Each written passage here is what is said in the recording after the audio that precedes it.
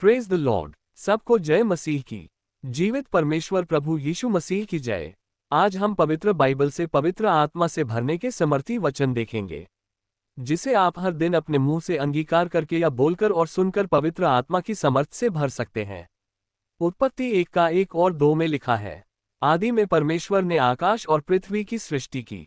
पृथ्वी बेडौल और सुनसान पड़ी थी और गहरे जल के ऊपर अंधियारा था तथा परमेश्वर का आत्मा जल के ऊपर मंडराता था। पवित्र बाइबल में हमें आरंभ में ही पवित्र आत्मा जी के बारे में लिखा मिलता है। 2 कुरिन्थियों 3 का 17। प्रभु तो आत्मा है और जहां कहीं प्रभु का आत्मा है वहां स्वतंत्रता है।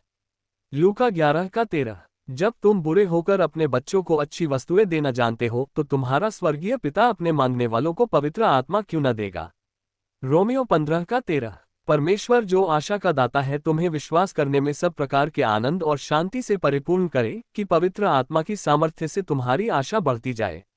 यूहन्ना 14 का 16। मैं पिता से विनती करूंगा और वह तुम्हें एक और सहायक देगा कि वह सर्वदा तुम्हारे साथ रहे। यूहन्ना 14 का 26। सहायक अर्थात पवित्र आत्मा जिसे पिता मेरे नाम से भेजेगा, वह तुम्हें सब बातें सिखाएगा और जो कुछ मैंने तुमसे कहा है वह सब तुम्हें स्मरण कराएगा। 1 कुरिन्थियों 3 का 16। क्या तुम नहीं जानते कि तुम परमेश्वर का मंदिर हो और परमेश्वर का आत्मा तुम में वास करता है।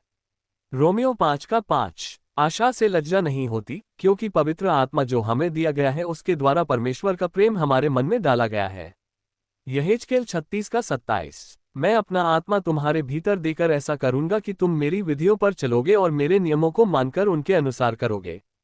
प्रेरितों के काम 2 का 3 और 4। उन्हें आग के समान जीभें फटती हुई दिखाई दी और उनमें से हर एक पर ठहरी, और वे सब पवित्र आत्मा से भर गए और जिस प्रकार आत्मा ने उन्हें बोलने की सामर्थ्य दी वे अन्य अन्य भाषा बोलने लगे।